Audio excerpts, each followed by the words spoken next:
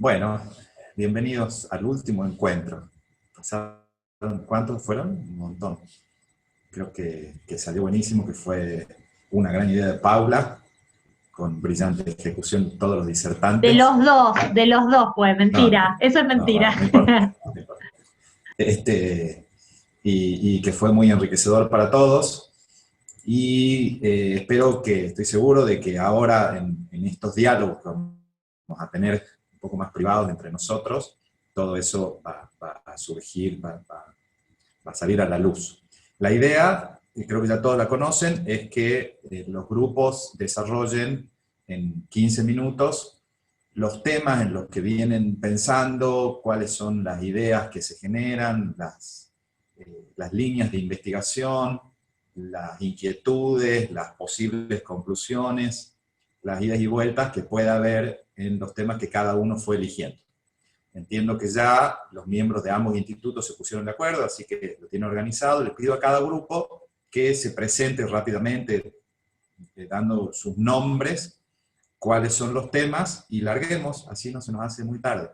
¿Sí? Sí, por supuesto, tratemos de respetar los tiempos, porque somos muchos y todos tenemos cosas importantes para decir. Así que arrancamos. A ver, los primeros eran hipervulnerables. Les damos la palabra.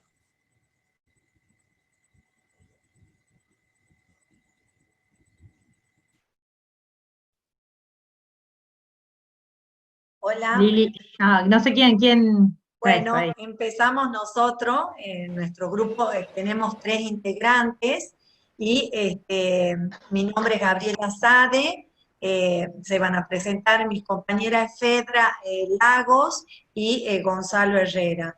Nosotros hemos decidido abordar la temática del género y salud porque entendemos que es importante visibilizar la hipervulnerabilidad del colectivo trans y que como consumidores de obras sociales, porque sabido es por todos que hay una serie de discriminaciones que sufren todas estas personas, que se dan en los distintos órdenes y en los distintos ámbitos, ya sea la educación, el acceso a la vivienda y puntualmente en el tema de salud. Lo que a nosotros nos preocupa es hacer un diagnóstico de esta problemática, porque quizás pueda ser recogida como iniciativa para acciones positivas para la inclusión social y eliminar toda esta discriminación que se viene dando.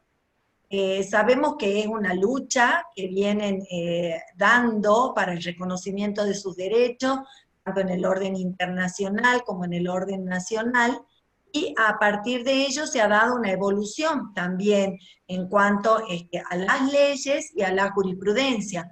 Por ejemplo, en materia legislativa, una de las primeras leyes de ejercicio profesional consideraba que todas las intervenciones quirúrgicas debían ser prohibidas porque eran de objeto ilícito.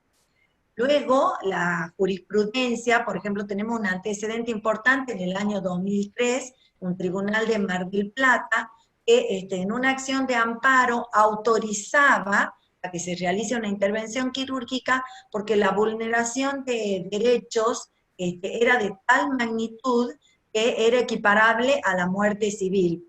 Entonces seguimos esta evolución hasta que llegamos a la Ley de Identidad de Género del año 2012, que verdaderamente marca un antes y un después, porque a partir de ella se dan una serie de reconocimientos de derechos muy importantes a que las personas se comporten de acuerdo a la identidad autopercibida. Ese sería lo que le da el nombre a la ley precisamente, pero acá lo importante es que en el artículo 11 que autoriza el acceso en igualdad de condiciones a todas las personas a las prestaciones médicas básicas sin necesidad de que se efectúen pedidos de autorizaciones judiciales. Entonces, nosotros nos hemos dedicado a este tema porque lo consideramos trascendente por el rango de derechos humanos que hay acá en juego, que han sido incorporados a nuestro ordenamiento a partir del artículo 75, inciso 22, porque está en juego la igualdad de todos y queremos la inclusión social y que tengan acceso a todas estas prestaciones sin ningún tipo de discriminación. Este es un poco, bueno, un marco introductorio. Luego le cedo la palabra a mis compañeros que van a avanzar un poquito más en el tema. Pero bueno, gracias a Germán, que es el organizador, nuestro motor, que tanto nos incentiva en estos temas que son tan interesantes. Así que bueno, le cedo la palabra a mi compañera Fedra Lago, que va a profundizar un poquito más. Bueno, se me escucha bien, me imagino. Bueno, gracias Germán, hoy vamos a decir todos gracias Germán.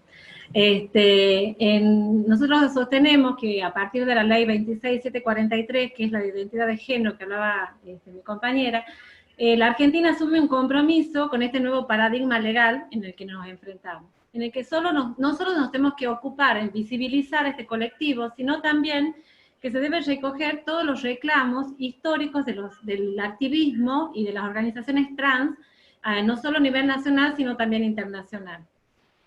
Por eso siempre hago alusión al fallo de Ali del 2006 de la Corte Suprema, porque sienta un importante precedente, porque reconoce personería jurídica justamente a una asociación que luchaba contra la identidad travesti y transexual. Y lo más importante acá es que reconoce y sienta como precedente que con anterioridad los fallos se fundaron en perjuicios relacionados con la identidad. O sea que esa es una de las bases y los ejes de la ley. Ahora bien, el hecho de reconocer la identidad de género como un derecho humano fundamental, porque eso es lo que se sostiene, trae aparejado también el reconocimiento de que las personas trans son sujetos activos de derechos, de muchos derechos.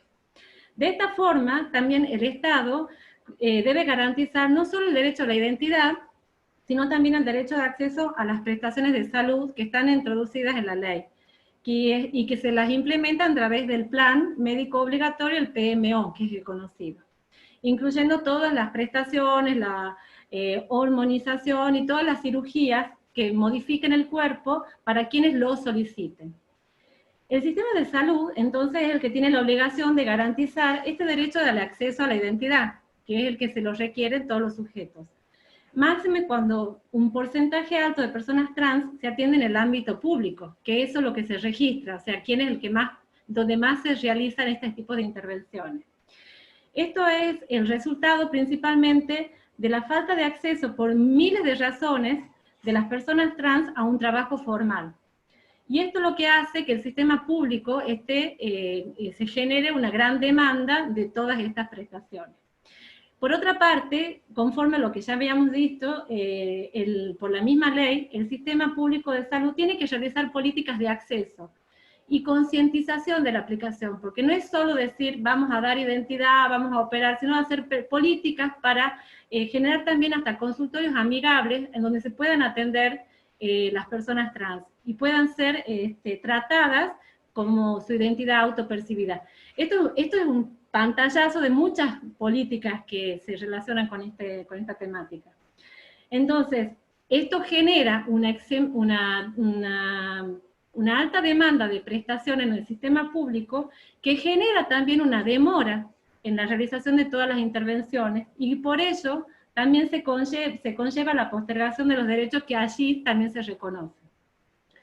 En el sistema de medicina prepaga o medicina privada, existe una falta de control por parte de Superintendencia de Servicios de Salud sobre los contratos de afiliación. Esto genera serias dificultades respecto de su diseño, en cuanto a que facilitan interpretaciones erróneas de las prestaciones y ambigüedades también de las prestaciones. Esto impacta directamente sobre las posibilidades de acceso a las prestaciones por parte de las personas trans. Todo esto lleva a una dilación de las aprobaciones de las prestaciones por todas estas ambigüedades o todos esos malos entendimientos, que se lo puede ver hasta como una estrategia de las mismas sistemas de medicinas prepagas para desalentar a los afiliados a las intervenciones, o sea, a que lleguen a tener las intervenciones en el marco de la ley. No puedo dejar de lado el tema de indicar que en pos de visibilizar también a las personas trans como una consecuencia directa del reconocimiento de sus derechos, existen muchas asociaciones que siguen trabajando y se encuentran trabajando en extender esos derechos que son fundamentales para este colectivo. En ese contexto también quiero mencionar que nuestra Corte de la Provincia, mediante una acordada que es la 74 del 20 de febrero, ha establecido dentro de un marco de políticas de estados activas, de acciones positivas, que en los próximos ingresos haya un cupo trans. Esto está basado fundamentalmente en el que el 90% de la población trans se encuentra excluida del mercado formal de trabajo, que es una de las cosas por las cuales siempre asisten en el sistema público, y muy pocas están en el sistema privado. Y también justamente en desmantelar todos esos obstáculos que impiden dar a la población trans un tratamiento igualitario.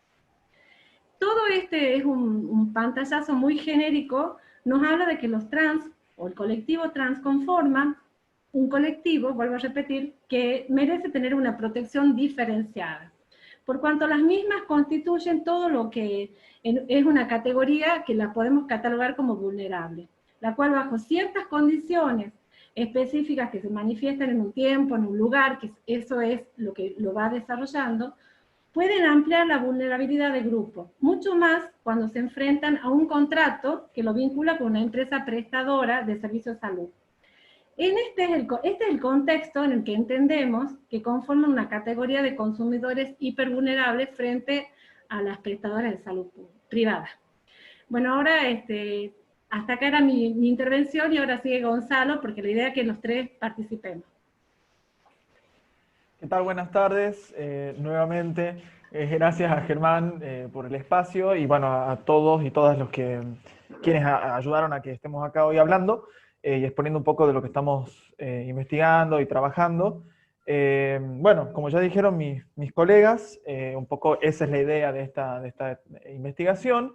Yo particularmente quiero hablar un poquito del plexo normativo que al menos hasta el día de hoy vigente, que interviene en la materia. Puntualmente, interpretamos nosotros que está muy relacionado, obviamente, con la temática, la ley 26743, que es de identidad de género, la ley de medicina prepaga, la 26682, obviamente la 24240, y ciertas otras normativas que reglamentan la aplicación en particular de la ley de identidad de género, ¿sí?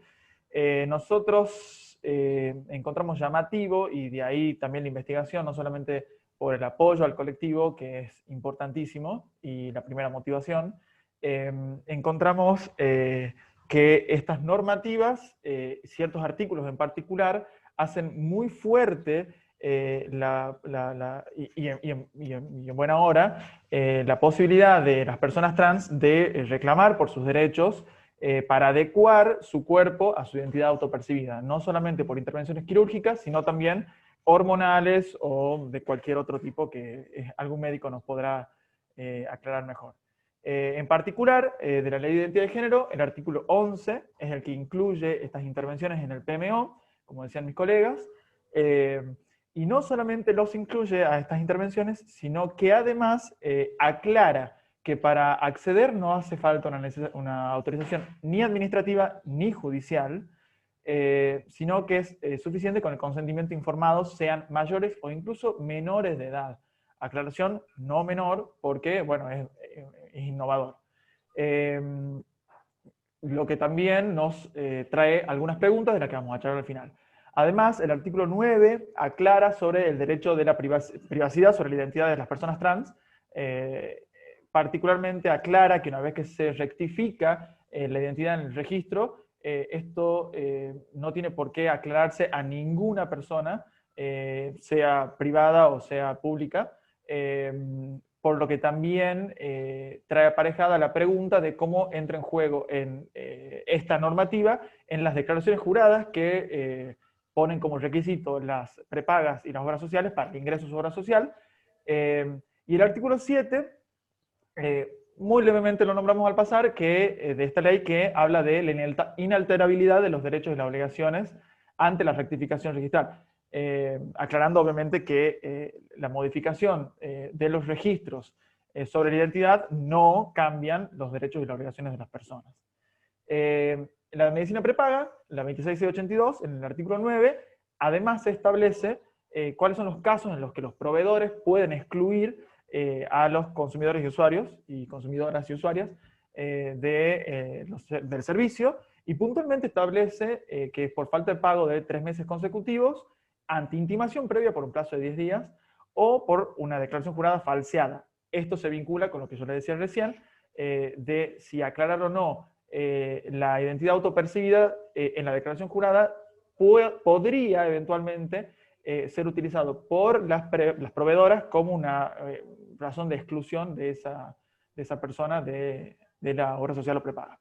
Y obviamente el artículo 10 de la misma ley que establece la obligatoriedad del acceso al PMO incluso sin plazo de carencia, lo cual ya todos sabemos, pero es importante tenerlo en cuenta. Entonces, de esta conjunción de plexo normativo, al pasar también quiero nombrar el artículo 3 de la 24240, por si quedaba alguna duda de la interpretación de estas normativas que acabo de enumerar.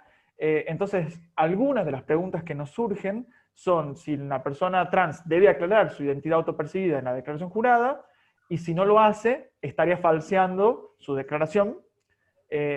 Segundo, si un proveedor excluye a una persona de su prestación por ser trans, si viola o no el artículo 9 de la Ley de Medicina Prepaga que acabamos de nombrar.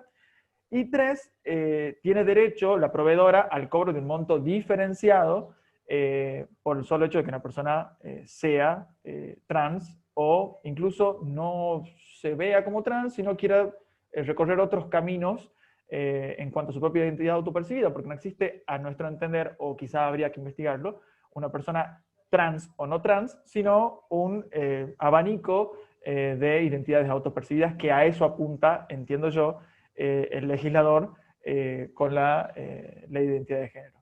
Y por último, ya hay jurisprudencia al respecto contra OSDE, de la Cámara Federal de Apelaciones de La Plata, en la Sala 1 del año 2017. Todo esto que les estoy diciendo está en el link que dejé en los mensajes de Zoom, en donde, bueno, la Cámara es bastante contundente en su resuelvo, porque OSDE en particular había tratado a esta persona trans y a su identidad autopercibida como una patología, queriendo cobrar un monto diferenciado, aclarando a la Cámara que la identidad de género no configura ninguna patología, sea cual sea esta identidad autopercibida,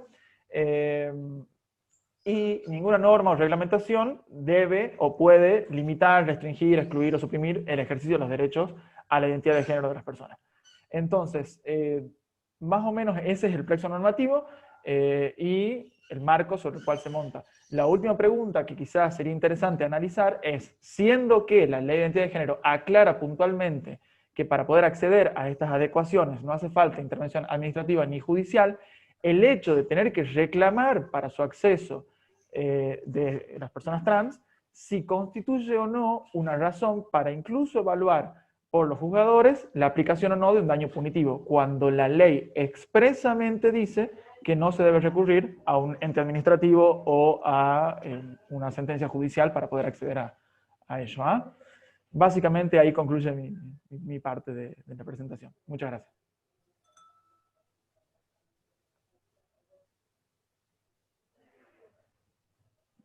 Hola. Bueno, buenísimo, muy interesante. Me quedé callado esperando, no sé, Liliana, si tenés algo para decir. No se te escucha. Hola, buenas tardes, estoy escribiendo. Bien. Bueno, en primer lugar, la verdad que el ciclo ha sido excelente, muy provechoso. Lamento que justo la charla de Fulvio Santarelli era el día de mi cumpleaños, así que no puede asistir, pero la vi grabada. Quería comentar algo breve del grupo acá de Tucumán, ¿no es cierto? Gabriela, Pedra y Gonzalo. Súper interesante. Yo en una oportunidad hice un trabajo acá en Rosario, hubo un caso que se judicializó, la obra social de la provincia de Apos, todo lo judicializa, todo lo que necesita un discapacitado, o en este caso era una mujer trans, bueno, lo negó por los motivos que ustedes acaban de exponer, y bueno, el planteo es lo que termina diciendo acá Gonzalo, ¿no? Si la misma ley, o sea, lo que se trata evidentemente es de no patologizarlo, ni judicializarlo, y lo judicializan, y bueno, ver si esta conducta no sería merecedora de algún tipo de sanción, o punitivo, o algún tipo de sanción. Pero bueno, los felicito por el trabajo que están haciendo. Gracias. Muchas gracias. La verdad que muy, muy interesante, y sigan en eso, y si me puedo sumar, la verdad que... Bueno, yo les cuento un poco acá, desde un tiempo, yo trabajé mucho tiempo, estuve en la Comisión de los Derechos de la Mujer, por lo tanto, la problemática desde esa mirada, desde la mirada de género, he tratado de transversalizarla en los distintos ámbitos de mi quehacer, que sobre todo, bueno, es el derecho civil y el derecho de la... Y, por supuesto, en materia consumidora hace ya tiempo que uno viene pensando, y si podríamos encuadrarlo, hoy se habla de categoría de sujetos hipervulnerables. Y bueno, vengo pensando en este tema. Y un poco, como esta mesa es conclusiva, y me tomé, por supuesto, el placer de escuchar ese encuentro que no pude asistir de Fulvio, lo que diríamos que podemos tomar de ese encuentro, para el que no lo puedo escuchar y me pareció interesante, él habló de la resolución de la Secretaría de Comercio, como esa enumeración que hacen de categorías de sujeto hipervulnerable como un criterio de interpretación. Del mismo modo que entendemos, por lo menos entiendo yo, el proyecto de ley de defensa del consumidor también es un documento con una importancia y una relevancia a título, por lo menos, interpretativo. Y como decía María Paula en ese encuentro, y que coincido, aún no tengamos sancionado este nuevo corpus en materia de defensa del consumidor, sí entiendo que a partir, bueno, de la constitucionalización del derecho privado, en particular la temática de la relación de consumo, ¿no? Tiene el amparo del 42, del 75, los tratados de derechos humanos, el inciso 22, 23, el trato digno, es decir, desde una fuente constitucional y convencional en diálogo de fuentes, valga la redundancia, aún no tengamos normativamente estipulados, categorizados los sujetos hipervulnerables, que sí la doctrina y la jurisprudencia lo reconoce, me parece que es más que suficiente, ¿no? Los principios intuitivos entiendo yo que alcanzan y sobran. Bueno, en lo particular, esa era un poquito la idea que quería hacer conclusiva del tema a partir de la intervención de Fulvio Fundarelli. Y en lo particular, bueno, yo les comentaba, les dejo quizás el interrogante a incluir como categoría a las mujeres, como colectivo y especialmente vulnerable. Si bien ustedes pueden observar que las leyes, se habla de género de manera amplia, y por ahí lo que surge en doctrina o en jurisprudencia hasta ahora es, bueno, niños, personas con discapacidad, es decir, aquello que hay una condición física, ya sea por la edad, por el aún no acabado desarrollo madurativo en el caso de la niñez, o de la discapacidad o la enfermedad, o por ejemplo en algunas legislaciones se habla de la tutela especial en la mujer gestante, pero no la mujer como colectivo. Entonces la propuesta mía, o mi planteo, es que es una categoría de sujeto hipervulnerable, puesto que su vulnerabilidad es estructural desde lo sociológico y lo político. Y lo vemos, bueno, en la publicidad sexista, pero también ha habido algunos precedentes judiciales de Cámaras Nacionales de Buenos Aires. Perdón que interrumpa. Sí. Se nos va a hacer muy tarde. Redondeo. Es muy interesante el tema que eligieron Gabriela, Fedra y Gonzalo para investigar, y que venís investigando vos también. Me parece que da para muchísimo.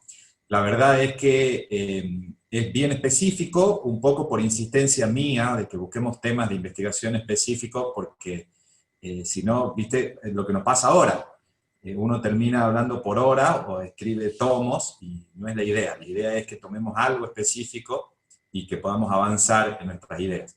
Pero bueno, tenemos todavía muchísimo que escuchar, y se nos va a hacer muy tarde. Quizá de esto salga la idea de encontrarnos de nuevo en otro momento y seguir desarrollándolo. Quizá tendríamos que haberle dedicado una tarde entera o una hora entera a cada tema. Está buenísimo, ojalá que así sea, pero se nos va la agenda, así que si les parece bien, pidiendo perdón, los interrumpo, sigamos con el grupo que le tocaría, que es Santiago y Florencia, si no estoy equivocado.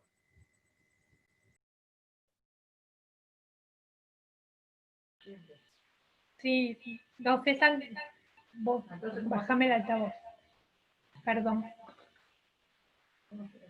Santiago, no sé si querés vos arrancar con el crédito al consumo y la conexidad, y yo después derivo específicamente al fenómeno del sobreendeudamiento. O perfecto. Si no, yo no tengo ningún problema, pero me parece que quedaría un poquito más ordenado si arrancás vos con tu tema. ¿Te parece? Bueno, sí, me parece. Yo no te escucho, Santiago, no sé si soy yo o... Hola, ¿se me escucha? ¿Lo escuchan? Yo no lo escucho. Bueno, para, entonces vos ponete en silencio. No me escuchan ustedes a mí. A ver, habla. Hola. Vos no sabés. ¿Ahí se escucha? Acopla, sí. Ahora sí. No, escucha bien. Sí, Santiago, dale. Bueno, perfecto. Buenas tardes a todos. Muchas gracias nuevamente por la oportunidad de exponer acá unos minutos nuestros temas de investigación.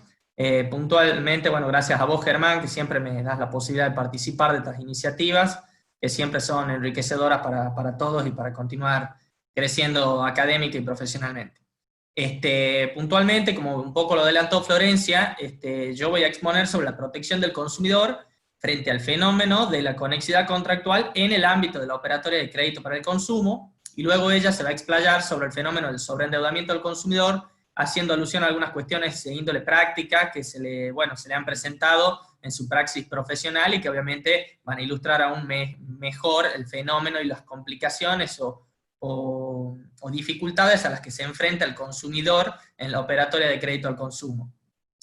Bueno, como ustedes saben, la conexidad contractual ahora, a partir de la sanción del Código Civil y Comercial en el año 2015, se encuentra regulada en el Código, algo que no sucedía en el Código derogado.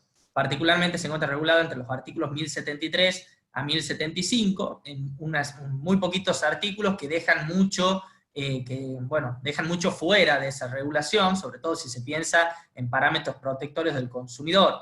La temática de la conexidad, como ustedes saben, es indefectible hacer referencia para abordar la temática al principio del efecto relativo de los contratos. Como ustedes saben, el efecto relativo de los contratos obviamente implica que los alcances o efectos de un contrato celebrado entre las partes, en principio, como regla general, no puede provocar efectos o ser oponibles a terceros ajenos a esos contratos.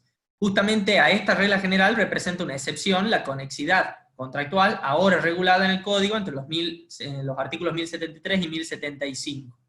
Es decir que cuando hablamos de conexidad nos referimos a una pluralidad de contratos que, si bien son autónomos, se encuentran vinculados entre sí por una finalidad económica común, lo que provoca que justamente los efectos, por ejemplo, un incumplimiento en un contrato dentro de esa pluralidad de contratos vinculados, puede llegar a producir efectos o repercutir sobre otro contrato ajeno, pero que de alguna manera se encuentra obviamente conectado por esa finalidad económica común.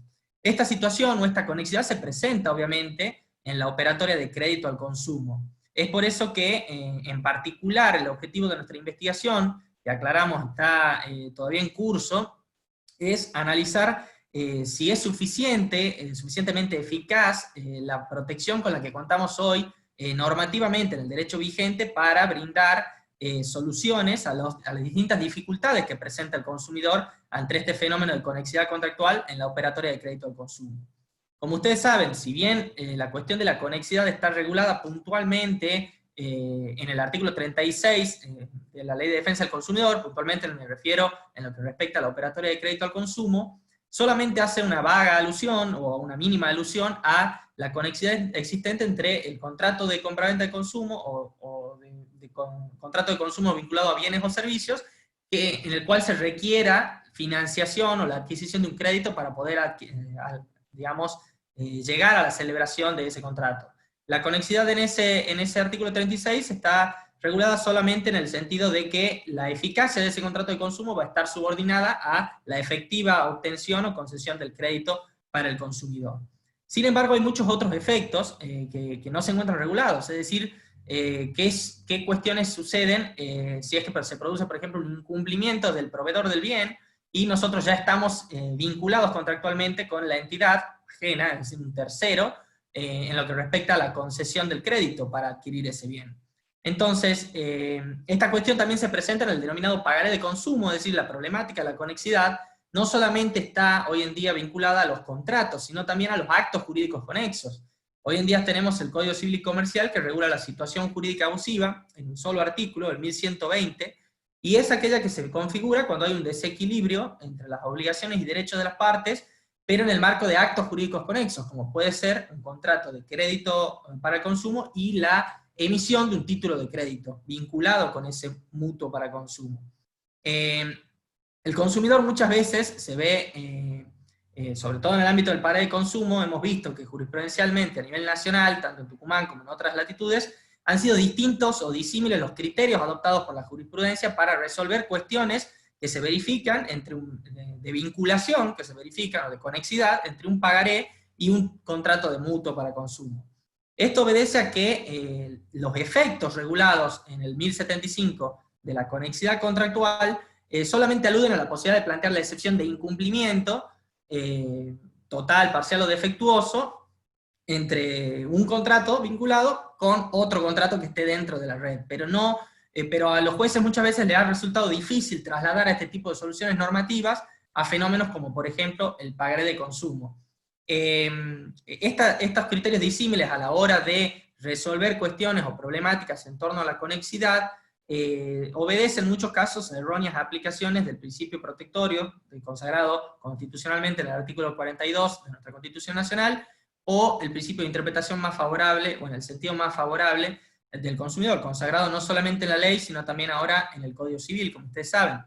El proyecto de ley de defensa del consumidor, el proyecto de reforma, de alguna manera ha tomado nota de esta insuficiencia de la regulación de la conexidad contractual en el derecho vigente, y la ha regulado en el proyecto de ley de defensa del consumidor, particularmente en el artículo 65, y también en los artículos 91, 92 y 93, regula conjuntamente pagaré de consumo, junto con determinadas presunciones de conexidad en el fenómeno de la operatoria de crédito para el consumo, y sobre todo el más interesante para mí, el 93, el que regula los efectos. En mi investigación lo que estoy tratando de abordar, obviamente estoy tratando de ser lo más conclusivo y rápido posible, lo que estoy tratando de analizar, o al menos el desafío que tengo con la investigación, es ver si algunos de los efectos novedosos del 93 del proyecto de ley de defensa del consumidor, de nueva ley de defensa del consumidor, pudieran ser materializables o concretarse hoy en día sin la necesidad, es decir, sin la necesidad de esperar a que este proyecto se transforme en ley. Puntualmente voy a hacer referencia a dos incisos. El inciso 4 y 5 del artículo 93 de este proyecto señalan lo siguiente. El 4 señala la posibilidad de reclamar al proveedor del crédito el cumplimiento de la obligación impuesta al proveedor de bienes y servicios, previo requerimiento insatisfactorio a este último. Este inciso encuentra su fuente en la legislación española, en la ley 16/2011, y si bien la doctrina, algunos, por ejemplo, de Ichaza o incluso Japace, invitan muchas veces a recurrir a la regulación de la conexidad para encontrar soluciones como esta, no se desprende este tipo de soluciones literalmente del artículo 1075, el cual ha sido señalado como ambiguo, confuso. Entonces, el desafío, como les digo, de la investigación es ver si encontramos en una interpretación quizá acudiendo al diálogo de fuentes, una interpretación normativa partiendo o anclándonos en ese principio protectorio del artículo 42 de la Constitución Nacional, si podríamos considerar este efecto de la conexidad como posible de invocar hoy en día. Sé que es bastante compleja esta construcción jurídica, pero Apelo obviamente al carácter operativo de los derechos del consumidor consagrados en el 42 de nuestra Carta Magna. Y también está el inciso 5, como les dije, que alude este es incluso más, si se quiere, ambicioso, el efecto derivado de la conexidad contractual en el marco de la operatoria de crédito, porque señala lo siguiente: la posibilidad que tiene el consumidor de exigir al proveedor del crédito el resarcimiento de los daños derivados del incumplimiento de las obligaciones asumidas por el proveedor de bienes y servicios. Esto en doctrina ha sido sostenido por algunos como posible hoy, pero sabemos que en la práctica muchas veces va a resultar un tanto, digamos, ambicioso, vuelvo a utilizar el término por decirlo de alguna manera, arribar a esta construcción jurídica, porque a muchos jueces, un poco también en la exposición anterior lo hemos escuchado, si no encontramos la consagración de la norma legal, es decir, de una ley especial o de una norma puntual en la Ley de Defensa del Consumidor o en el Código Civil, pareciera que no alcanza con el artículo 42 de la Constitución, con los derechos de protección a la información, al trato digno y sobre todo los intereses económicos del consumidor. Particularmente o personalmente considero que muchas veces hay que poner más énfasis en esta interpretación dialoguista, a la que nos invita obviamente el Código en sus artículos 1 y 2, pero que muchas veces a la hora de hacer nuestros planteos también nos vemos carentes de otras normas que por ahí nos den un poquito, vulgarmente, más de letra para poder plantear este tipo de soluciones, como por ejemplo exigir el resarcimiento de daños al proveedor del crédito por el incumplimiento generado por otro proveedor, también integrante de esta pluralidad de contratos o de vínculos conexos. Bueno, un poco, a grandes rasgos, este es el objeto de mi investigación, que como les digo, todavía está en desarrollo, todavía está siendo profundizada, y discúlpenme quizá la celeridad con la que expuse mis ideas, pero bueno, creo que es interesante darle una vuelta de tuerca a esta cuestión de la conexidad, para seguir indagando para la búsqueda de soluciones para el sobreendeudamiento también, de lo que hablará Florencia. Esto también lo señala Japasa en su libro sobre endeudamiento del consumidor. Entonces, bueno, ahora seguramente Florencia va a completar o clarificar mucho más este fenómeno, pero quería tirar los disparadores estas ideas, como para ver de qué manera nos contagiamos todos en esta investigación, o en este desarrollo que les expuse brevemente. Muchas gracias.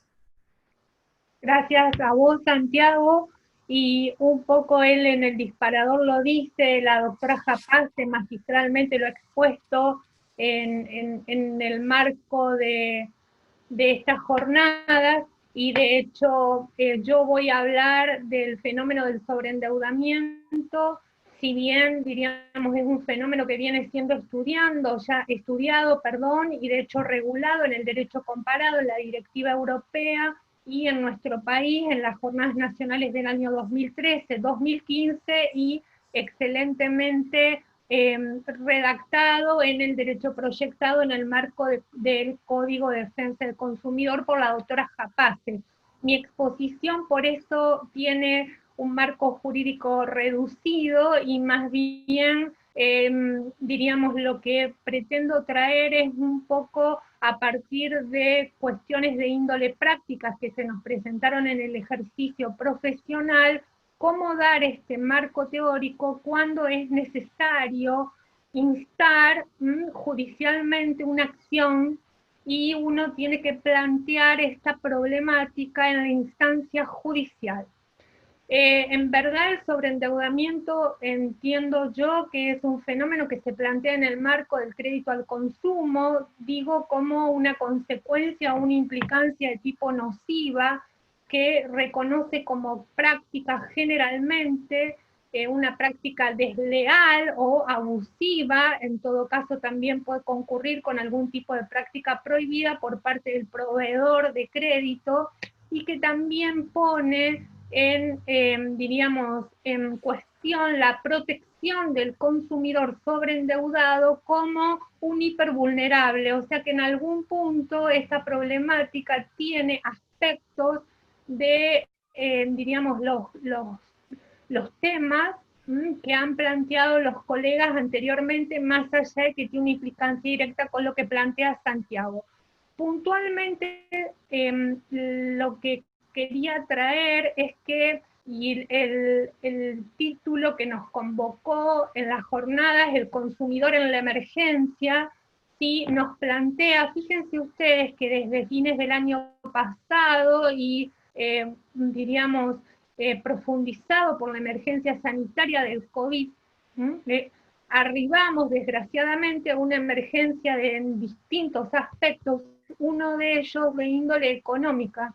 Esta emergencia o crisis económica profundizada la vemos y se advierten claramente algunos de los presupuestos que uno estudia en el marco teórico del sobreendeudamiento, la vemos por un lado en cómo impacta en el estado de cesación de pago o en la crisis a nivel empresarial, ¿sí? En donde en verdad son deudas por giros comerciales, y también la vemos en el consumidor, en donde las deudas sí son contraídas para, diríamos, solventar necesidades básicas que hacen a la vestimenta, alimentos, ¿sí? Incluso educación. Y cuando hablo y aludo a las emergencias, me refiero a la causa ajena que tiene que presentarse como para que el consumidor se encuentre en un estado de cesación o de imposibilidad de poder hacer frente a su pasivo. Fíjense ustedes que esto impacta en un aspecto que puede ser desde el punto de vista de la enfermedad, porque no puede ejercer su trabajo, una persona que está en una actividad autónoma, ¿sí? O que una persona en relación de dependencia ve impactado su trabajo porque se reduce por fuerza mayor o por causa ajena a su jornada laboral, y esto impacta en el ingreso familiar. Puntualmente a nosotros se nos ha planteado en el ámbito profesional o en el ámbito del ejercicio profesional cuestiones, diríamos, conflictivas con personas que ya venían endeudadas de modo excesivo antes de la emergencia, ya sea no solo económica, sino también sanitaria, ¿sí? Y también ocurre que nos consultan personas, ¿sí?, que en este último tramo, en este último tiempo, también han tenido que recurrir al crédito o a la financiación para poder solventar sus necesidades básicas. Hablo simplemente de algo muy utilizado, ¿sí?, en todas las familias, ¿sí?, que es el uso de la tarjeta de crédito. Si bien la tarjeta de crédito es un crédito que tiene una regulación bastante controlada y supervisada en esto que hablaba Santiago del crédito al consumo, en el marco de si el emisor del plástico es una entidad financiera, el Banco Central y la Ley de Integridad Financiera regula un poco más, incluso el Código Civil y Comercial regula un poco más la transparencia, ¿sí?, transparencia en términos de publicidad, información, a través de la cual se concede este crédito. A nosotros, con Paula particularmente, nos tocó intervenir en algunos casos de la realidad social en donde el crédito fue concedido por entidades de crédito, ya no por entidades financieras que intermedian y financian a través de un dinero que no es propio, sino de aquellos que la han depositado en ella, ¿sí? Nosotros pensamos que la problemática, y más hoy, dada la profunda crisis en la que se encuentran muchas familias argentinas, ¿sí?, se encuentra sobre todo en el crédito que se toma para, que se toma de entidades de crédito, ¿sí?, que financian con dinero propio. Incluso vemos, y en un caso en particular, que actúa una intermediaria entre el tomador del crédito, el consumidor tomador del crédito, y las distintas prestamistas o financistas proveedoras, muchas de las cuales son mutuales o sociedades anónimas o sociedades que actúan como fiduciarias. La cuestión es harto compleja. ¿Por qué? Porque pudimos en un caso ver cómo una persona de edad avanzada tenía totalmente comprometida su remuneración y aún así había tomado crédito de que eran 6 entidades distintas. 7 entidades distintas a través de una intermediaria, y también hemos visto, y sobre todo también Paula tuvo oportunidad de verlo, en el tema del aumento de las cuotas en los planes de ahorro para fines determinados, en donde ese aumento indiscriminado, sumado a esta causa ajena que impactó en el ingreso disminuyéndolo, provoca un desequilibrio entre el activo y el pasivo familiar, entre el activo y el pasivo de la economía familiar. En síntesis, cuando tuvimos que armar la demanda y sus pretensiones, tuvimos que recurrir, ¿sí?, obviamente al derecho proyectado, que no es derecho positivo, en esto un poco lo que hablaba Santiago, que tenemos algunos aspectos de los cuales echar manos y construir nuestros argumentos a partir del diálogo de las fuentes o del método de diálogo de fuentes. ¿Por qué digo esto? Porque el sobreendeudamiento nos sitúa frente a un consumidor deudor. Por lo general nosotros siempre tenemos al consumidor ubicado en el rol de acreedor. En cambio aquí tenemos al consumidor deudor y el consumidor persona humana, o sea, el sobreendeudamiento toca al consumidor persona humana. Si tocara a una persona jurídica o a una persona humana que ha contraído deudas para su giro comercial, estaríamos hablando de la insolvencia que iría al marco de la ley de concurso y quiebra, que fue un poco a lo que quise aludir anteriormente, en donde en este panorama crítico vemos bien cómo se ve impactada la empresa y el consumidor en términos de endeudamiento excesivo. ¿Me explico? Y nos sirve para diferenciar y para ver esto que en el derecho proyectado, ¿sí?, vemos como presupuestos que nos dan pie para poder aplicar en una futura ley vigente. Bueno, hoy tenemos que echar mano y construirlo para que podamos llevar a la instancia judicial. En síntesis, a partir del diálogo de fuentes, a través de la Constitución, los tratados, ¿sí?, obviamente el título preliminar y los principios generales, ¿sí?, nosotros construimos distintas pretensiones, ¿sí?, echando mano de la renegociación y la revisión contractual. Esto un poco lo que decíamos a partir de lo expuesto oral y por escrito por la doctora Japace, ¿sí?, la exoneración del pasivo y tratando de equilibrar la tutela del deudor con la tutela del crédito en el marco de nuestro derecho positivo actual. O sea, quiero decir, la problemática del sobreendeudamiento nos sitúa frente a la necesidad de argumentar en el sentido de proteger a un deudor que no puede cumplir.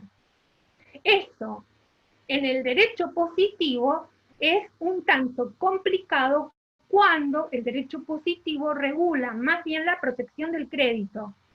¿Sí? ¿Me explico? De hecho, lo vemos cuando el propio consumidor es acreedor.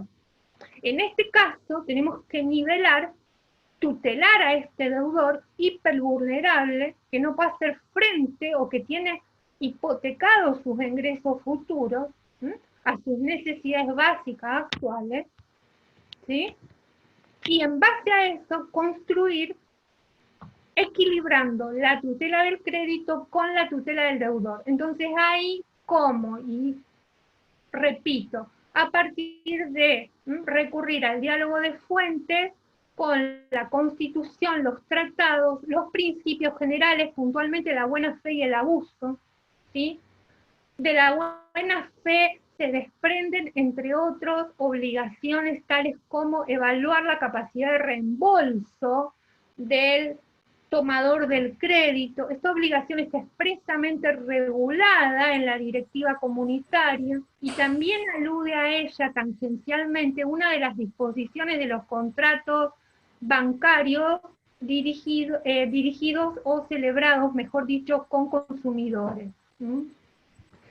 nosotros utilizamos con María Paula, echamos mano, diríamos, en el derecho positivo de la función preventiva del derecho de daños, y en base a eso recurrimos a la acción preventiva, y como acción preventiva la posibilidad de la revisión y la exoneración del pasivo, y por otro lado, también relacionado con el derecho de daños, planteamos la concesión abusiva del crédito como una práctica abusiva, cuestión que ya estaba dicha en la doctrina en las jornadas a las cuales me referí, 2003 y 2015, a las prácticas abusivas puntualmente como una práctica, la concesión abusiva del crédito puntualmente como una práctica lesiva de la dignidad, cuando el crédito se concede en condiciones que no son, o que no van acordes o no están en sintonía con la transparencia, ya sea porque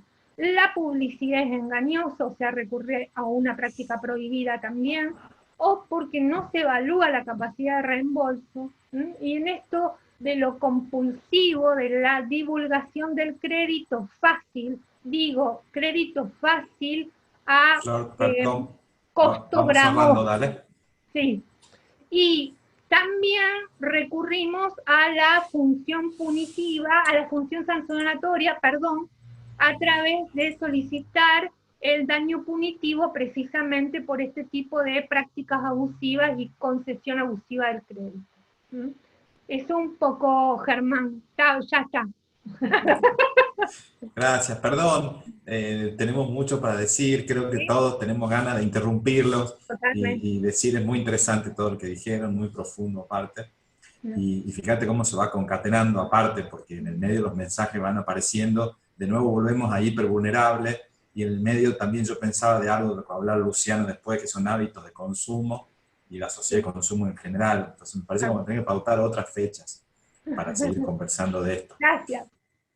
Buenísimo, gracias a ustedes. Me parece que ahora va daño punitivo, cuantificación. ¿Qué tal? Buenas tardes, ¿se me escucha bien? Bueno, primero, me presento, soy Verónica Goldman, voy a hablar de cuantificación de daño punitivo por fórmulas matemáticas, que es el tema elegido por mi grupo. Antes quiero agradecer a Paula y Germán por abrir este espacio de diálogo. Para una investigación es súper importante saber qué piensan los colegas y para saber también si uno va bien encarrilado o no. Voy a compartir un PowerPoint.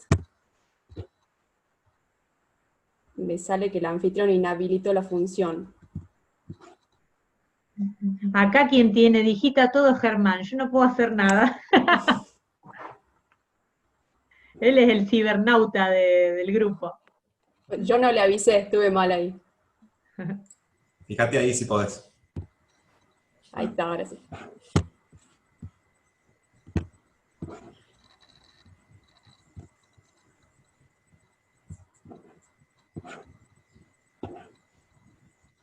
¿Se ve bien? ¿Se escucha bien? Sí. Perfecto. Muy bien, muy bien. Nuestro grupo eligió cuantificación de daño punitivo por fórmulas matemáticas. Lo primero que hicimos como grupo es hacernos una pregunta inicial para iniciar toda la investigación. Y la pregunta es la siguiente: ¿se puede cuantificar daños punitivos a través de fórmulas matemáticas? La respuesta sería primeramente que sí, pero bueno, estamos viendo a lo largo de la investigación. Desde que nos propusimos investigar este tema, nos pusimos a leer muchísima doctrina y muchísima jurisprudencia. Y encontramos en la jurisprudencia argentina que se aplican dos fórmulas para cuantificar el daño punitivo, a través de fórmulas, justamente dicho. Está la fórmula Irigoyen-Testa y la fórmula ideada por Nassif y Arias-Cao. La fórmula Irigoyen-Testa tiene dos variantes. Cuando los daños son reparables, se utiliza la primera que se ve en pantalla, y cuando los daños son irreparables, se utiliza la segunda. Nosotros nos centramos específicamente en la primera, en cuando los daños son reparables. Y la segunda fórmula es la ideada por Nassif y Arias-Cao, que está en pantalla. Vamos a ver una por una. Es imposible explicar en 10 minutos todo lo que concierne una fórmula matemática, pero Vamos a tratar de explicarlo lo más rápido posible y que se entienda bien, que todos podamos entender. La primera fórmula es la de Irigoyen-Testa por daños reparables, que es la que se ve en pantalla. Acá tenemos tres variables para resolver, C, PC y PD. Vamos a ver qué es cada una y vamos a explicarla a cada una. C es la cuantía del daño provocado al consumidor. Es importante entender, para entender C tenemos que entender lo siguiente. El daño punitivo no es una indemnización. El objetivo que tienen las indemnizaciones es volver al estado anterior del hecho dañoso. El objetivo que tiene el daño punitivo no es ese, tiene una doble finalidad. Castigar al agente dañador y disuadir para que esa conducta no se vuelva a repetir en el futuro. Dicho eso, y entendido eso, vamos a ver de vuelta qué es C. C es la cuantía del daño efectivamente provocado al consumidor. Son esas indemnizaciones que se le da al consumidor. Ya sabemos qué es C, vamos a revelar qué es PC. PC es la probabilidad de ser condenado por la indemnización compensatoria de daños provocados. PC es aquella probabilidad de que una persona que le causaron algún tipo de daño con referencia a la 24240 vaya a un abogado, pague todo lo concerniente a iniciar un juicio, todo tipo de tasas, primero la etapa administrativa y después la etapa judicial, transitar toda esa etapa judicial y obtener una condena efectiva. Eso es PC. La variable PC generalmente es muy baja, ya la vamos a ver en una jurisprudencia más adelante. Y vamos a nuestra última variable que es PD. PD es la probabilidad de ser sentenciado por daño punitivo, que por suerte cada vez esta probabilidad es más alta. Para explicar mejor esta fórmula vamos a ver una jurisprudencia. El caso Castelli María Cecilia contra Banco Galicia. Según la Cámara, esta sentencia es de la Cámara de Bahía Blanca y fue confirmada por la Corte Suprema de la Provincia de Buenos Aires en el año 2008. ¿Cuáles son los hechos de este fallo? La señora Castelli pidió una tarjeta de crédito al banco demandado, esa tarjeta nunca llegó, y se le abrió una cuenta corriente a su nombre. Cuenta corriente que ella no quería contratar y no sabía que estaba contratando.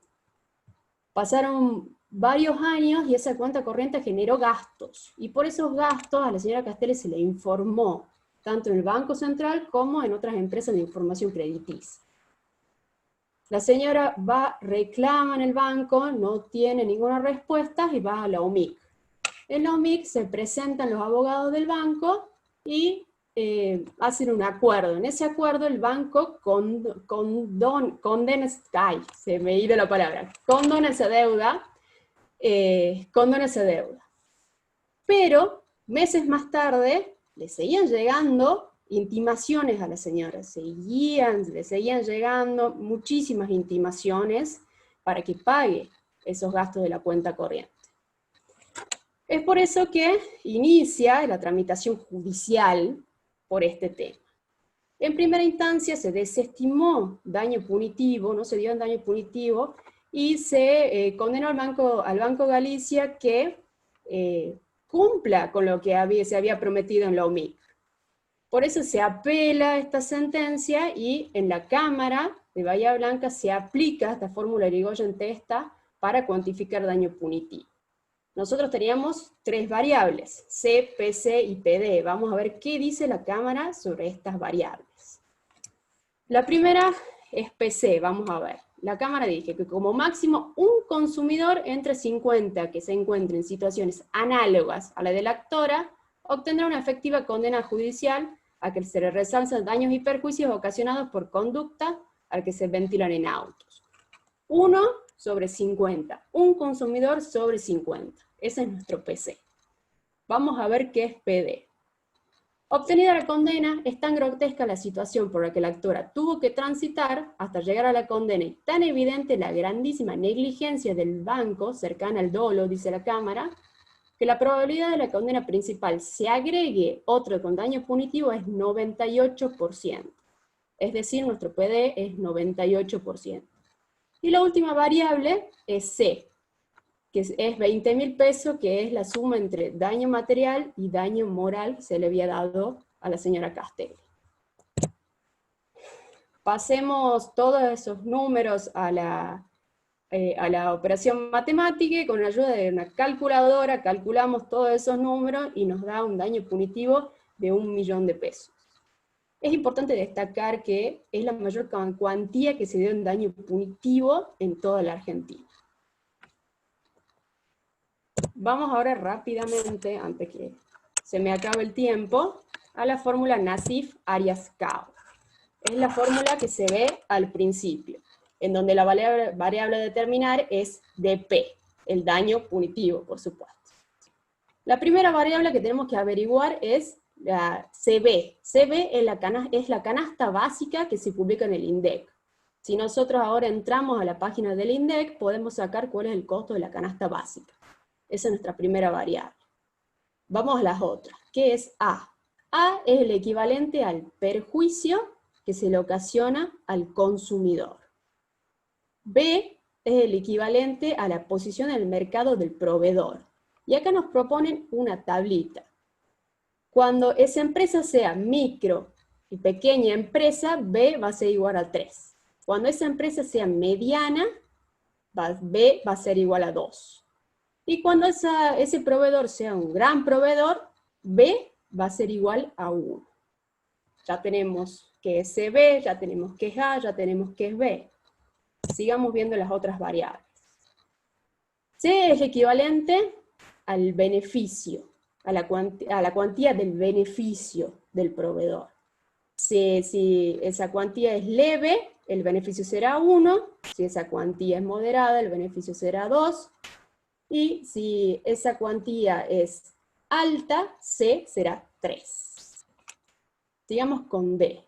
Equivale al grado de intencionalidad del proveedor.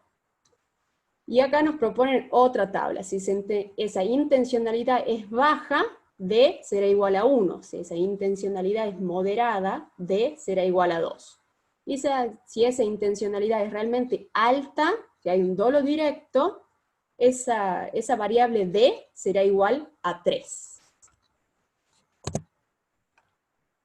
Vamos a ver qué es E. ¿Cuál es nuestra variable E? Equivale a la gravedad del riesgo o los perjuicios sociales. Tiene que ver con el impacto social de la acción u omisión grave del proveedor. Si esa conducta es de bajo riesgo, E será 3. Si es de moderado riesgo, será 2.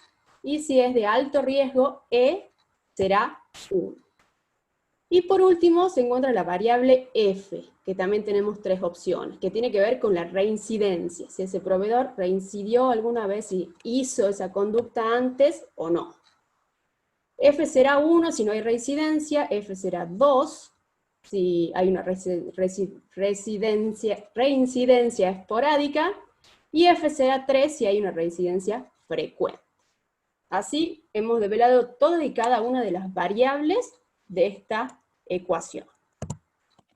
Ahora le expliquemos un poquito mejor con la jurisprudencia, así todos podemos entender. La jurisprudencia es muy reciente, es de abril de este año, del 2020, por la Cámara Civil y Comercial de Jujuy, en el caso Coronel contra Estampa Automotores y otros. ¿Qué pasó acá? La señora Coronel contrató un plan de ahorro en la provincia de Buenos Aires a la concesionaria Estampa Automotores. Contrata con la concesionaria, le mandan todos los papeles, ellos le vuelven a mandar todo firmado, y meses más tarde le dicen que había salido sorteada para tener el auto. El problema es el siguiente, el auto había que ir a buscarlo a la ciudad de Buenos Aires. Ella no puede ir, manda a su pareja a buscar el auto a Buenos Aires. Cuando llega a la concesionaria le dicen que no tiene que ir a esa concesionaria, tiene que ir a otra que queda en provincia. Cuando va a esa concesionaria, le entregan el auto, pero sin el título dominial y un par de cédulas azules que había pedido. Acá comienzan las irregularidades. Vuelve a Jujuy en el auto y la llaman días más tarde diciéndole que habían cometido un error, que ese no era el auto que debían entregarle, porque tenía otro número de chasis, otro número de motor, y efectivamente se corroboró que era así. No se había dado el auto correcto. Esta concesionaria de Buenos Aires le requería a la señora Coronel que envíe el auto de nuevo a Buenos Aires. Trámites administrativos de por medio, quejas de por medio, quejas varias de la señora Coronel, terminaron haciendo que se entregue el auto en la concesionaria de Jujuy, que se haga ese intercambio de autos. Tiempo más tarde la señora decidió demandar a la concesionaria por los malos tratos, defectos de información y todo lo concerniente a la ley de defensa del consumidor. La Cámara Civil y Comercial de Jujuy decidió aplicar la fórmula Nassif-Arias-Cao para cuantificar los daños punitivos. Y vamos a ver qué dijo. ¿Cuáles son las variables que dijo? ¿Cómo se cuantifica? A es el equivalente al monto fijado en concepto de daño moral, que son 50.000 pesos. B era la posición en el mercado, en este caso de la concesionaria, es mediana, por eso B es igual a 2. La cuantía del beneficio del proveedor. Según la Cámara es leve, por eso nuestro C es 1. Luego el grado de intencionalidad es baja, según la Cámara también, entonces nuestro D es 1. La gravedad del riesgo o perjuicios sociales también es baja, que es la variable E, sería E igual a 3. Y no se ha comprobado reincidencia, entonces F es igual a 1. Si intercambiamos los números por las variables, nos da un daño punitivo de 117.835 pesos. Y vamos a una conclusión, en realidad es una primera conclusión, no es la conclusión definitiva, a nuestra pregunta inicial, que es sí se puede cuantificar por fórmulas matemáticas el daño punitivo, y acá cito a Hugo Aciarri, que considera que el simbolismo, es decir, las fórmulas, es holgadamente superior al uso del lenguaje natural, el lenguaje retórico, para obtener cálculos complejos con variables interrelacionadas. En estos casos las fórmulas aportan una claridad a la argumentación jurídica, y en eso estamos muy de acuerdo. Si bien no restringe la discrecionalidad de los jueces, de los magistrados, ¿por qué? Porque las variables, para cuantificar las variables, saber cuáles son cada una de las variables y ponerle un número, los magistrados tienen que ser discrecionales y ellos son los que van a decidir. Lo que limita es la arbitrariedad de sus sentencias. Y esa es la primera conclusión que hemos arribado. Ahora me gustaría escuchar sugerencias, opiniones. No tengo, en Rosario no se han dedicado hasta a investigar este tema, según lo que me concierne, pero acá veo muchas caras que saben muchísimo, y estaría buenísimo saber qué piensan, porque así nos ayudan mucho a encarrilar esta investigación. En realidad en Rosario, Verónica, hicimos un trabajo tipo de campo. Yo creo que vos tenés la última revista Sí, que tengo. cuando yo fui a Tucumán, bueno, y ahí hicimos un trabajo de campo de los juzgados de primera instancia, y bueno, sí, no son muy fructíferos y positivos. Algunos juzgados de primera instancia otorgan daño punitivo y en la Cámara revocan todo. En realidad hay mucho por hacer, y solo en casos extremos otorgan el daño punitivo. Si te lo otorgan en primera instancia, en segunda instancia lo revocan, o sea, andamos mal en ese tema en Rosario. Pero hicimos un trabajo de campo desde el instituto, relevamos todos los juzgados de primera instancia y de circuito, y las salas, y bueno, y llegamos a ese resultado desafortunado. Pero bueno, estamos en eso, no en la cuantificación, estamos en la concesión. Nosotros estamos mucho más atrasados que ustedes. Claro. Sabés que en Tucumán creo que estamos mejor en cuanto a la concesión, más allá de algunos vaivenes que se van produciendo, pero hace mucho tiempo en una de nuestras jornadas dijo Benjamín Moisá que las cuantificaciones van a ser mejores cuando los abogados se tomen el trabajo de explicar por qué tienen que ser mejores. Porque en esta conclusión que mencionaba Vero, es cierto, muchas veces los jueces recorren a fórmulas retóricas sin ninguna explicación. Lo que me parece justo y razonable es tanto. El problema es que los abogados hacemos lo mismo. Entonces, si nosotros no damos pautas tampoco, ¿cómo hace el juez para fijar un monto alto? Lo que yo le veo a la fórmula, más allá de que comparto plenamente la conclusión, es que todas terminan siendo subjetivas. Porque cuando una empresa es grande, cuando mediana es mediano o cuándo es chica, y bueno, y aplicando las fórmulas de Irigoyen-Testa también te pasa lo mismo. ¿Sí? ¿Qué probabilidades hay de que una empresa sea o no demandada y después sea o no condenada? Porque encima después te encontrás con algunas variables que hasta pueden ser contradictorias, porque sí, no hay reincidencia precisamente porque no se demanda, no necesariamente porque no haya casos, ¿no? Y también hemos hablado alguna vez del tema de las estadísticas, que tampoco nos ayudan para saber si esa situación fue o no expresamente denunciada por consumidores en casos anteriores. Eso justamente iba a decir. Lamentablemente no tenemos estadística, tenemos estadística de la Dirección Nacional, que si bien nos orientan, en la provincia, acá por lo menos en Tucumán, no tenemos ese tipo de estadística, de saber cuánto se demanda a una empresa, por qué motivo. Lamentablemente no tenemos esas estadísticas que nos ayudarían muchísimo, porque argumentaríamos muchísimo las fórmulas matemáticas a través de esas estadísticas. Pero bueno, como dijo Paula, es un camino por hacer. Ahora hay contados con las manos la cuantificación de daño punitivo por fórmulas matemáticas en la jurisprudencia, pero esperemos que a lo largo de los años vaya subiendo ese nivel de jurisprudencia. Bueno, muchas gracias, Vero. Estamos bastante atrasados con los tiempos, así que si les parece bien pasamos con Luciana.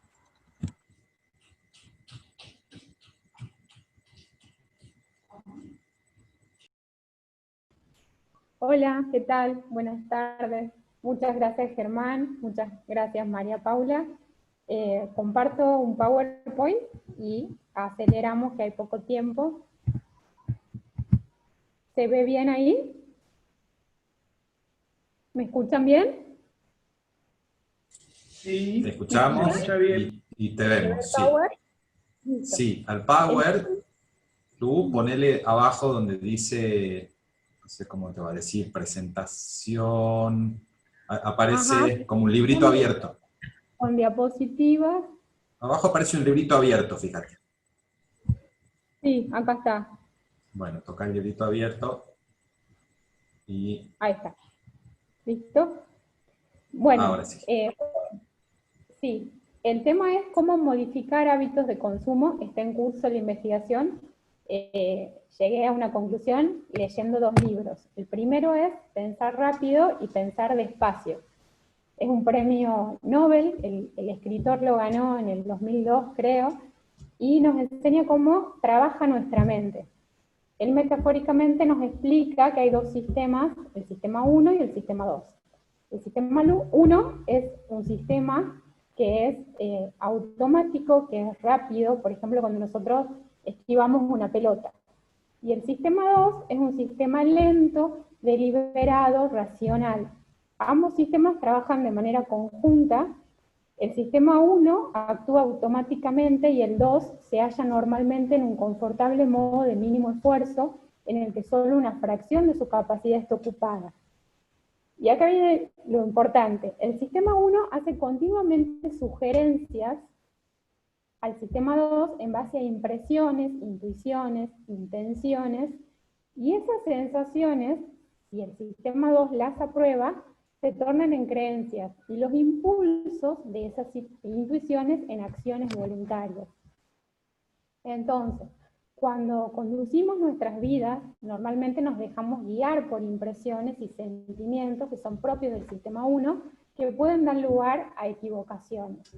El autor da el ejemplo de Steve, que es una persona tímida, retraída, metódica, ordenada, y que no le gusta tener contacto con la gente, y nos dice a los lectores que si nosotros creemos que Steve da la personalidad para ser un bibliotecario o para ser un agricultor. Entonces todo el mundo, de manera automática, dadas las características de su personalidad, dice, no, es un bibliotecario. Y en realidad, estadísticamente, hay 20 agricultores por un bibliotecario. Entonces él acá, con este ejemplo, introduce el concepto de sesgo. El sesgo es un error. Cuando pensamos, cometemos errores, y el origen de esos errores está en la cognición, o sea, en cómo procesamos la información a partir de la percepción y la experiencia. El origen de ese error, dice el autor, no está en cuanto nos altera un pensamiento producto del miedo, del afecto, o el odio también decía. Entonces, el pensamiento intuitivo tiene defectos.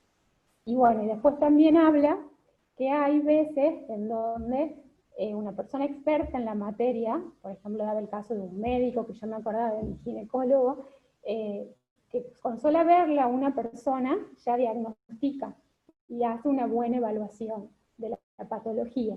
Pero no es porque sea mago, sino porque cuando una persona es experta en la materia, la repetición de esos actos hacen que se grabe en la memoria esa información. Entonces, diagnostica asertivamente. Después introduce el autor el concepto de heurística afectiva y pone el ejemplo también de un médico que decide invertir en Ford, en acciones de Ford, pero no invierte en base a un estudio racionalizado de establecer si le convenía Ford o Nissan u otra empresa, sino porque le gustan los autos Ford. Entonces acá el autor nos explica que ante situaciones como estas, que son más difíciles para decidir, a menudo nos inclinamos por la decisión más fácil y sin advertir que sustituimos lo otro, como sería más conveniente, decidimos. Acá este médico decide, ¿por qué? Porque le gustan los autos Ford, nada más. Entonces, al tenor de todo lo expuesto, la búsqueda espontánea de una solución intuitiva a veces fracasa y es mejor poner en práctica una manera lenta, meditada y esforzada de pensar que es propia del sistema 2.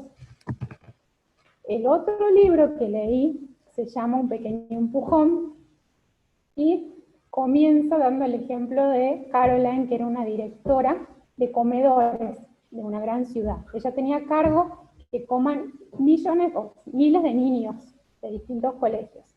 Entonces ella hace una prueba,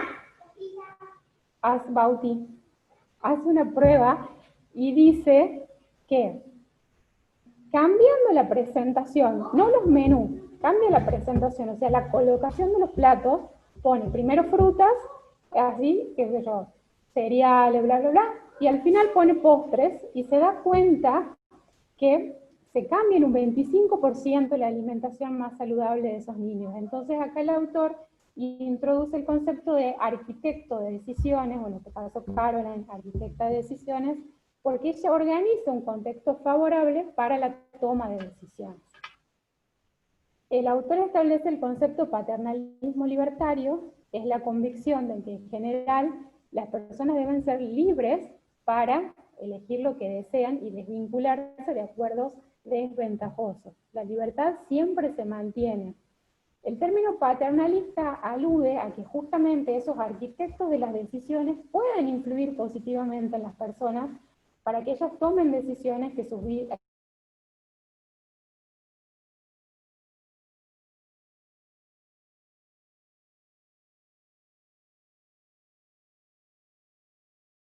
decisiones magníficas.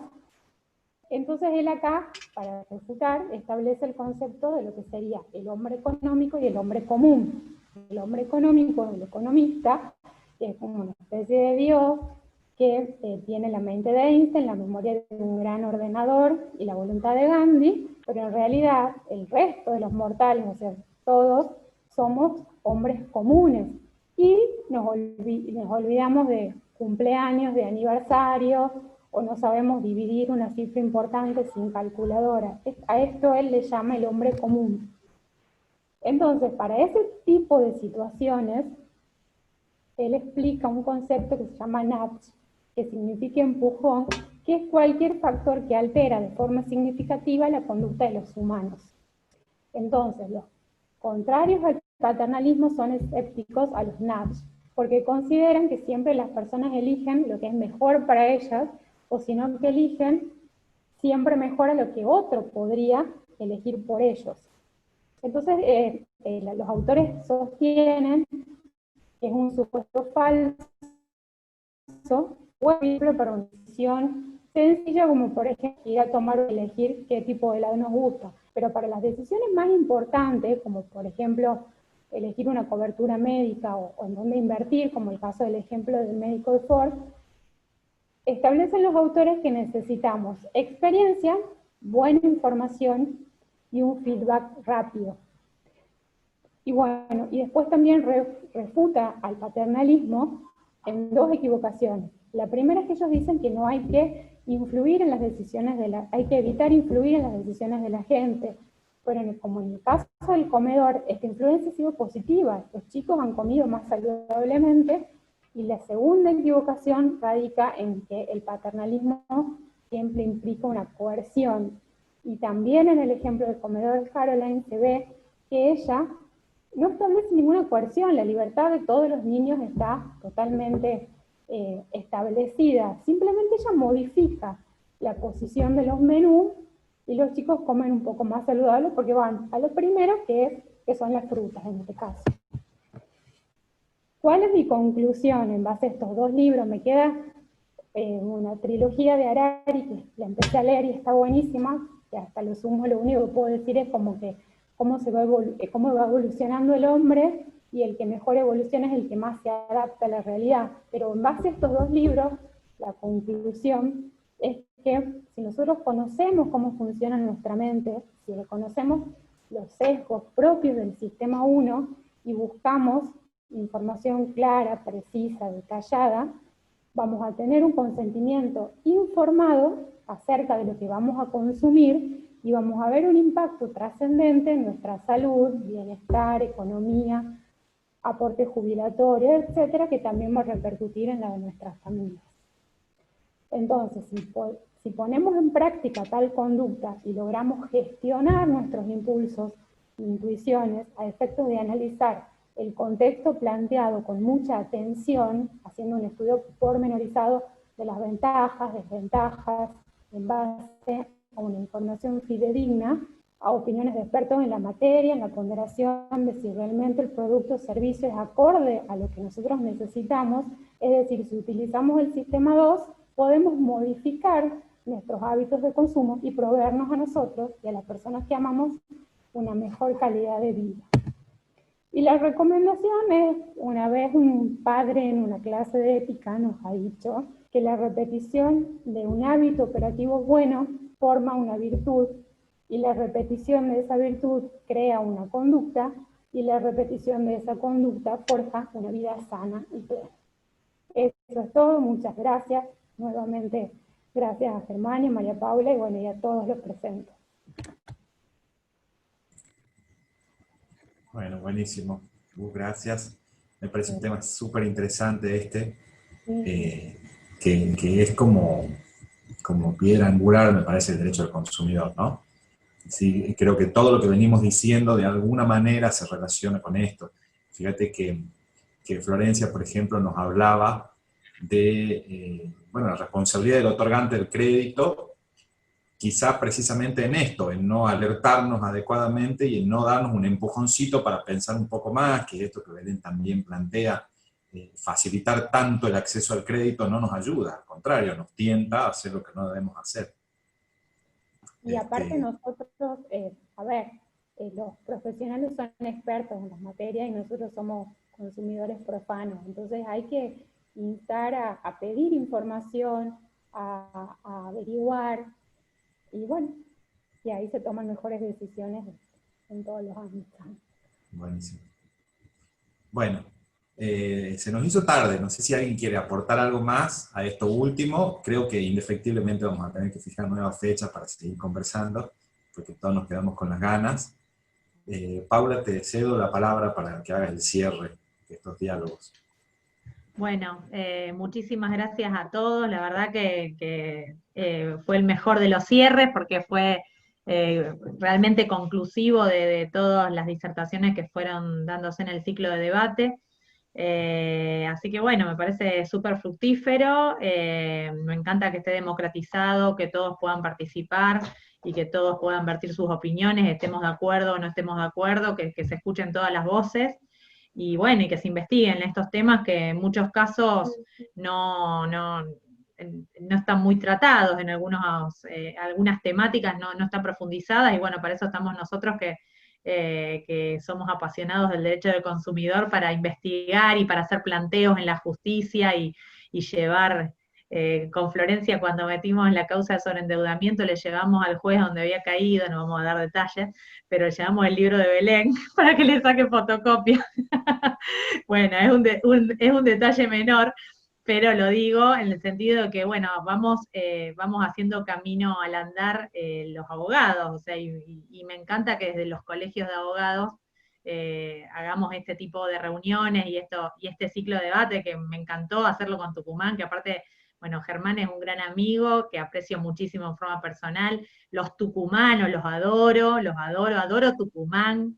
El año pasado fui, probé la ¿Te gustan las milanesa, empanadas me tucumanas, encantó. Paula? Lo digamos con todas las letras. Bueno, así que, bueno, un placer y gracias a todos por habernos acompañado en 9 encuentros. Y bueno, ya estaremos armando algo nuevo. Nosotros las actividades las publicamos en la página del Instituto de Protección Jurídica del Consumidor Rosario. Y bueno, ya estamos pensando nuevos eventos. Así que, bueno, estén atentos que ya van a recibir las invitaciones. Y para los que quieran la revista, bueno, los de Rosario que no la tienen, lo coordinamos. Los demás estamos viendo con la doctora Urrutia de digitalizarla. Y bueno, y si no, a Mendoza el año que viene voy a ir necesariamente, así que llevo algunas para las mendocinas que me están diciendo. Y bueno, a Tucumán, Germán se quedó sin, porque el año pasado le llevé varias, pero ya cuando lo vea, que espero que sea pronto, le voy a dar unas cuantas más, así reparte. Así que bueno, mil gracias a todos, la verdad que fue un placer. Y compartir este evento también con Germán. Así que bueno, mil gracias. Gracias a todos. Hasta la próxima. Gracias a vos, Pablo. Chao.